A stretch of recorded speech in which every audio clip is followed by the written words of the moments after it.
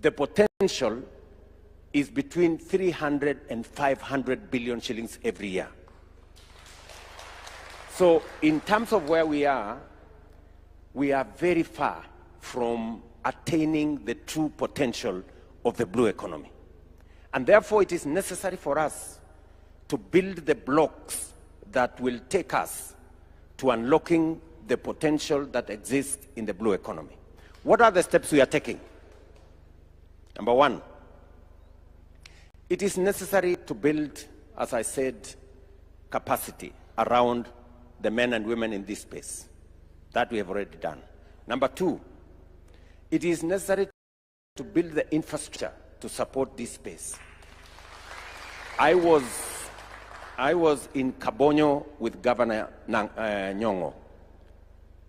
We are doing a fish fingerling farm there, hatchery, with the support from partners of 1.3 billion shillings.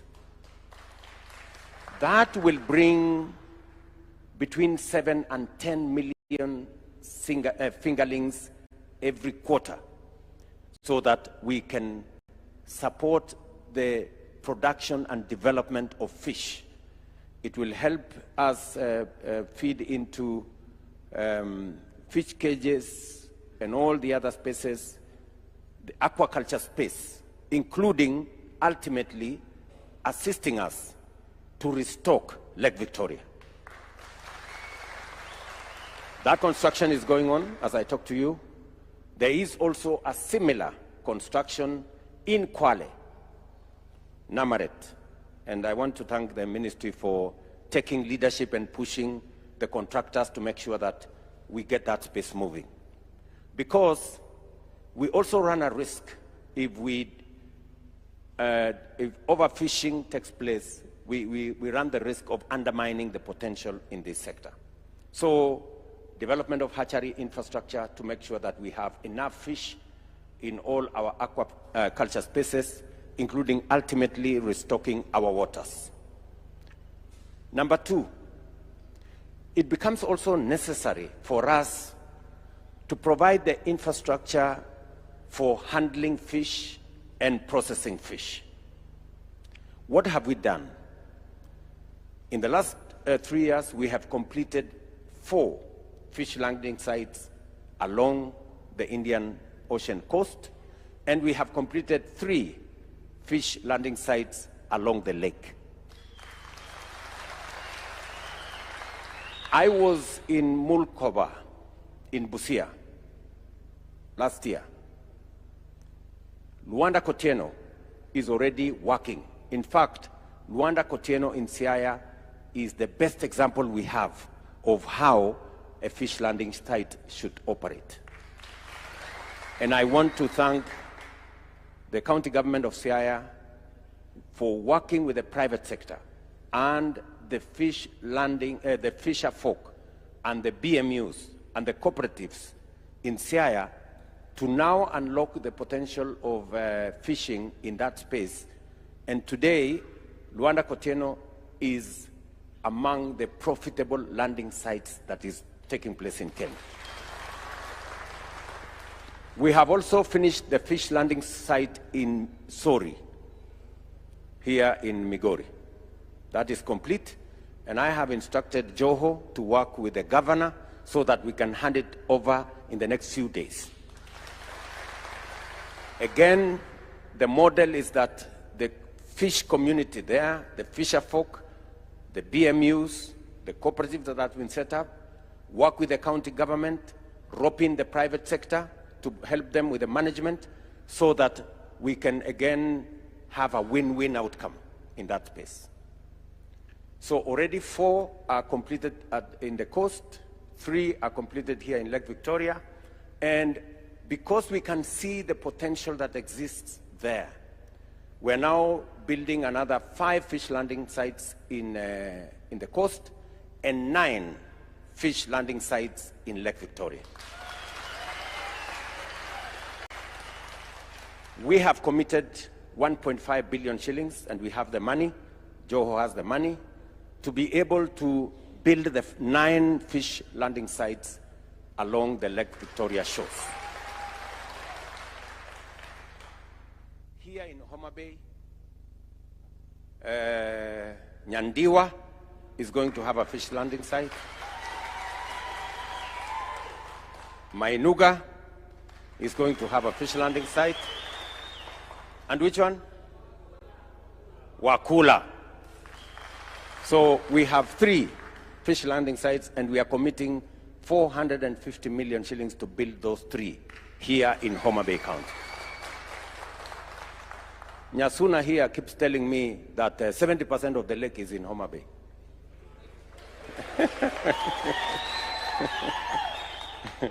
And she's trying to intimidate everybody into submission. So, my instructions to the ministry is that we complete the procurement. We've done the architectural designs. We're working on completing the procurement, and we should be able to build those fish landing sites in the next 1 year and complete them. All the 9, including the 3 in Homa Bay. As part of our plan to make sure that, 1, fisher folk have cold room facilities. They can have enough ice for them to go into the lake for 2-3 days, sufficient, so that their fish don't get spoiled. There is also basic processing facility at the fish landing site, and organize the people in that space for marketing, including what we are going to be doing today, launching the fish market here in Homa Bay. So that is part of improving the infrastructure that is necessary for us to build this industry and sector into commercial viability. Number 3, it is also necessary for us to scale up and broaden the space around aquaculture. And here in Lake Victoria, fish cages becomes the next step. I'm very happy that already we have 50 units of fish cages, 54. We are in the process of procuring another 55. So that we can expand opportunities for production, commercial production, here in Lake Victoria. And as you are aware, each fish cage can do up to 33,000 fingerlings and grow them in 7 months. We're trying to reduce on the time taken from 7 months to maybe 5 months. We are looking at research. Kefri is helping us with research so that we can have a quicker turnaround of the fish cages that we have. We're also looking at how do we enhance the motorability and mobility of our fisher folk. We already have distributed 120 fish boats in Mombasa and its environs. And with Kenya Shipyard, we are now working on developing a fish port that is suited to the waters of Lake Victoria. I am aware that many of the fishing boats now we have are the wooden ones. And we lose a lot of people. Almost 5,000 fishermen die every year as they try and earn a living because of capsizing and many of these other things. So we have asked the ministry to work with the shipyard so that we can develop fiber fish boats. I think we already have the first. We already have the first 4 that were done as models. We're going to see how they pan out, and then we will now work with the shipyard to make sure that we produce enough and replace all the dangerous wooden boats with modern fishing boats. So that exercise is ongoing as we work with the fisher folk and all the BMUs and all the cooperatives that have been built around that space. And then lastly is matter security. It is very important because there is a lot of insecurity in our waters, both between different groups of fishermen, and I want to encourage the fisher folk. As government, we have identified areas for breeding of fish. It is not right for any BMU or any group to go and fish in areas of breeding because it undermines the whole industry. And I know that some of the fights occur when certain rogue groups try to go and fish in these identified areas. We are going to find a better way of securing those areas and managing those areas so that we reduce the conflicts between the different groups. But we know also that we have serious security issues as a result of our neighbors. And I did send Minister Joho to engage his colleague in Uganda and Tanzania. There is currently a conversation that is going on between our 3 countries so that we can find a way of having a uniform license for all our fishermen to avoid this country arresting that country's people and the rest of what's going on at the moment. So that conversation is going on. We are scaling it up. If once the ministers finish with what they are doing, we are going to scale it up to the level of the heads of state, where you know I am now the chairman of the East African community. So Hassan, you have some homework to do there so that we can be able to complete that process sooner rather than later. We are also working with the Coast Guard, and I saw Shiosho somewhere, yeah, the Director General of Coast Guard, so that we can have a sustainable surveillance mechanism for our waters. We have deployed several policing boats. There is a challenge of sustainability. Sometimes they don't have enough fuel. So I want us to work together with the BMUs and with the counties to see how we can make those security boats much more versatile, that they can do more surveillance, and to make sure that there is rescue and there is protection of our fishermen and women as they undertake their exercise. So in a nutshell, I am saying that we have identified the blue economy as one of the areas that we have huge potential.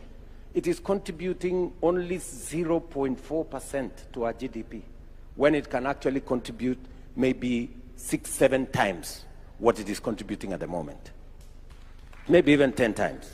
So this is an area of focus, and I am very confident with the team in the Ministry of Mining and Blue Economy under my friend Hassan Joho and the 2 PSS. So I want to encourage Guda and his team. You know very well that we have met many times, and you know very well that I am personally committed to this sector, and we will continue to look at opportunities for unlocking this potential. Finally, because we want to play at the next level, I have agreed with the ministry that we also buy deep sea fishing boats. We've committed 600 million shillings from government of Kenya because the potential we have in the Indian Ocean is huge. 1.2 billion, sorry. 1.2 billion to buy at least between 15 and 20 deep sea fishing boats that can go into the ocean for 10 days or thereabout, because that way we can achieve faster the targets that we have. We have also now licensed 24 huge trawling facilities in our waters with Kenyan flags, and we have insisted that they must land the fish in Kenya before they go anywhere. We are also commercializing Liwatoni. I have agreed with Joho that there is no reason why we should continue putting public money in some of these facilities. The private sector can do it better. So we are working on that and many of the other facilities that we have. And I want to encourage the fisher folk and our partners at the county that let us mainstream the participation of the private sector so that we can leverage on making sure that these facilities we are building make sense to the fisher folk and to our overall plan of unlocking the potential that exists in the blue economy space. I don't think I have forgotten any issue that I needed to say. I got some notes here. Let me see. Yeah, I think generally I have said what I wanted to say today on this very important conference. And therefore, just to give you my assurance and that of the government of Kenya, working with all our counties, that the blue economy space will not be left behind again.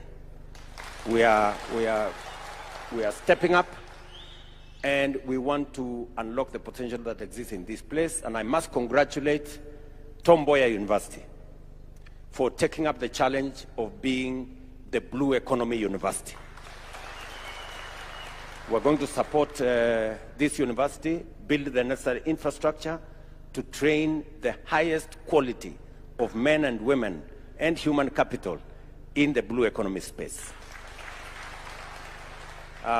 So with those many remarks, the rest of the issues, and that is why we themed this year's Madaraka, a blue economy Madaraka.